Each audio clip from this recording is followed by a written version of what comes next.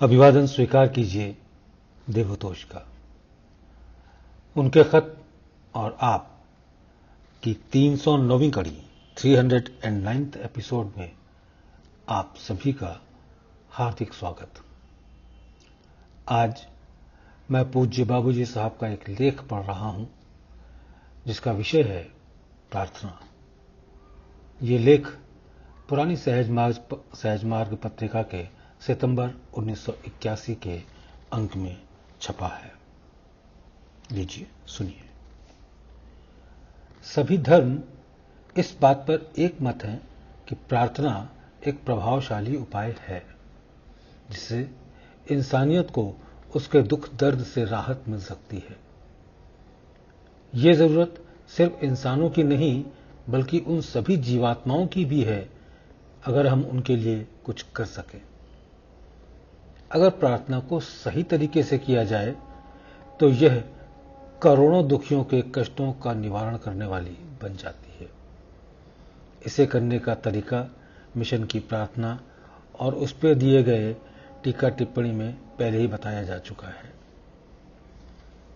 जब हम प्रार्थना करना शुरू करते हैं तो ध्यान रखना चाहिए कि यह मानव स्तर से होनी चाहिए, न कि दिव्य स्तर से।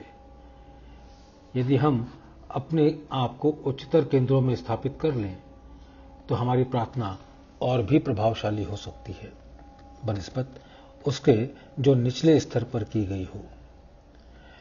परंतु चूंकि प्रार्थना करना इंसान का कर्तव्य है, इसलिए इसे मानव स्तर से ही शुरू करना चाहिए और उसी से करना भी चाहिए। मूल भावना यह है कि भक्त को अपने गुरु से प्रार्थना करनी है, इसलिए दोनों स्तर मानव और दिव्य को बनाए रखना चाहिए।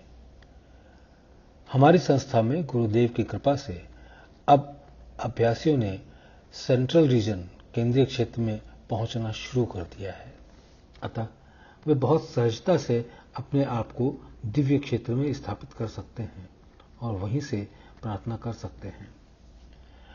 अगर वे पूरी तरह से उसी दिव्य क्षेत्र में अपने आप को स्थापित कर लेते हैं तो उनकी प्रार्थना न केवल असरदार हो जाती है बल्कि वो प्रार्थना अपने आप कुछ परिस्थितियां भी रचने लगती है जिससे उसका फल मिल सके।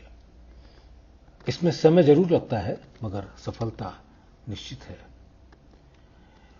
लेकिन यदि हम पूरी तरह उच्चतर क्षेत्र में स्थापित होकर किसी कार्य की पूर्ति या किसी व्यक्ति को किसी प्रकार के दुख या पीड़ा से मुक्त कराने के लिए प्रार्थना करते हैं तो वहां एक खतरा है। जिस व्यक्ति के लिए प्रार्थना की गई है उसके कष्टों के पीछे जो संस्कार हैं वे प्रार्थना करने वाले में प्रवेश कर सकते हैं। यह बात मेरे स्वयं के अनुभव में आई है, इसलिए मैं उन सभी साथियों को सावधान करता हूं जिन्हें केंद्रीय क्षेत्र में प्रवेश मिल चुका है। वे उस क्षेत्र में रहते हुए सिवाय संपूर्ण मानवता के आध्यात्मिक हित के अलावा कोई और भी प्रार्थना ना करें। रामचंद्र।